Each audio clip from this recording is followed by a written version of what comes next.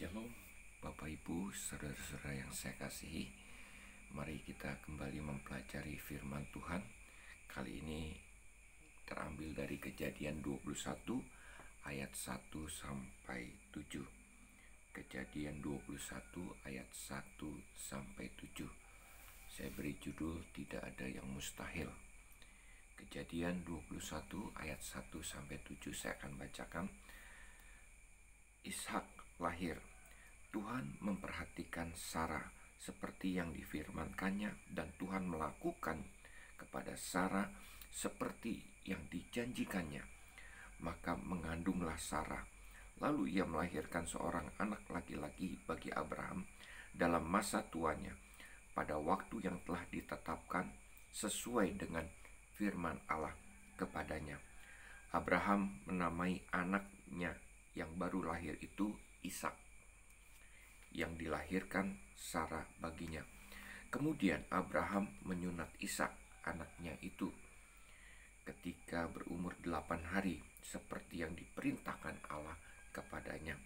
Adapun Abraham berumur 100 tahun ketika Ishak anaknya lahir baginya. Berkatalah Sarah, Allah telah membuat aku tertawa. Setiap orang yang mendengarkan akan tertawa karena aku. Lagi katanya, siapakah tadinya yang dapat mengatakan kepada Abraham, Sarah menyusui anak? Namun aku telah melahirkan seorang anak laki-laki baginya pada masa tuanya. Bapak Ibu, saudara-saudara yang saya kasihi, di dalam kehidupan kita banyak kelihatannya hal-hal yang mustahil yang dapat terjadi di dalam kehidupan kita. Ya, ketika kita sakit, ya mungkin sakit ringan atau apalagi sakit berat, Bapak Ibu, kita harus pergi ke dokter, ya. Karena kita berasumsi kalau kita tidak ke dokter, kita tidak bisa sembuh.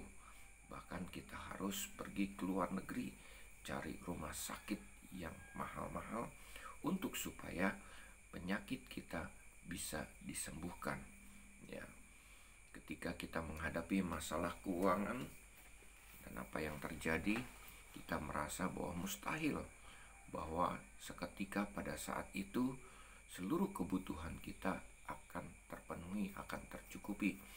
Maka yang terjadi, kita berusaha untuk mencari bantuan, pertolongan kiri kanan, atau kalau mungkin kita berhutang kepada orang lain supaya kebutuhan kita terpenuhi. Jadi mustahil seketika kita bisa terpenuhi kebutuhan kita ketika kita mengalami kesulitan masalah keuangan. Bapak Ibu, bagi Tuhan tidak ada yang mustahil, ya. Jadi tidak seperti apa yang dipikirkan oleh manusia, tapi itulah yang Tuhan lakukan di dalam kehidupan kita. Bagi Tuhan tidak ada yang mustahil. Yang sakit bisa disembuhkan, yang miskin bisa Tuhan cukupi, bahkan Tuhan perkaya. Lalu ketika kita mengalami jalan buntu, Tuhan bisa bukakan jalan buat kehidupan kita. Karena buat Tuhan tidak ada yang mustahil. Sama juga seperti yang terjadi oleh Abraham. Abraham fokus pada janji Tuhan bahwa dia akan menjadi bapa dari segala bangsa. Sekalipun umurnya sudah hampir 100 tahun, lalu kemudian Sarah berumur 75 tahun, lalu kemudian Sarah tertutup kandungannya. Tetapi bagi Tuhan tidak ada yang mustahil, karena janji Tuhan itu ya dan amin. Pada umur 100 tahun lahirlah Ishak. Inilah buat Tuhan tidak ada yang mustahil, karena firman Tuhan itu ya dan amin. Janji Tuhan itu pasti digenapi, asalkan seperti Sarah dan Abraham kita fokus pada janji Tuhan dan tidak peduli dengan kondisi keadaan apapun yang terjadi di dalam kehidupan ini, maka Tuhan pasti akan genapi seluruh apa yang dijanjikan di dalam kehidupan kita. Masalahnya adalah apakah kita mau tetap berfokus pada janji Tuhan dan percaya bahwa janji Tuhan itu tepat pada waktunya Tuhan akan genapi di dalam kehidupan kita. Bapak Ibu, saudara-saudara yang saya kasihi, kita belajar dari Abraham dan Sarah ini, belajar untuk tetap berfokus, terus berfokus kepada Tuhan, berpegang pada janji Tuhan di dalam kehidupan kita. Di dalam masa-masa seperti ini, pandemi COVID, Bapak Ibu, banyak perkara-perkara yang kelihatan mustahil yang terjadi dalam kehidupan kita. Situasi kehidupan semakin memburuk, tetapi percayalah, janji Tuhan itu ya dan amin. Anak-anak Tuhan yang berpegang pada janji Tuhan, Tuhan akan angkat dari atas segala bangsa, dan berkat Tuhan akan turun di dalam kehidupannya. Tuhan berjanji, aku tidak akan pernah meninggalkan engkau, dan aku tidak akan pernah membiarkan engkau. Artinya, apapun yang terjadi dalam kehidupan kita, situasi buruk, kita mengalami masalah kesulitan keuangan, kehidupan yang semakin susah, mungkin itu terjadi di dalam kehidupan kita. Tapi percayalah, Allah yang kita sembah tidak pernah meninggalkan dan membiarkan kita. Apapun yang terjadi dalam kehidupan kita, tetap ingat bahwa ujung dari kehidupan kita adalah kehidupan kekal. Tetap berfokus pada janji Allah, karena itulah yang menguatkan kehidupan kita.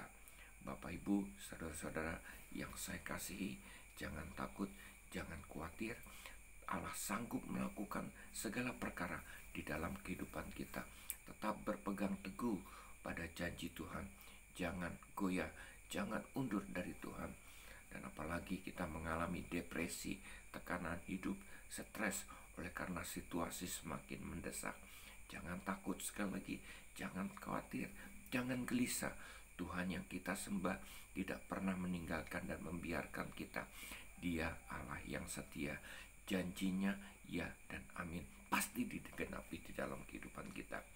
Masalahnya adalah apakah kita mau percaya, menyerahkan kehidupan kita, dan membiarkan Allah bertindak untuk kita.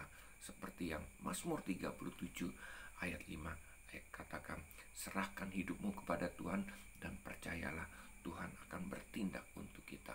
Orang benar tidak akan pernah ditinggalkan Tuhan. Bahkan anak cucunya minta-minta roti.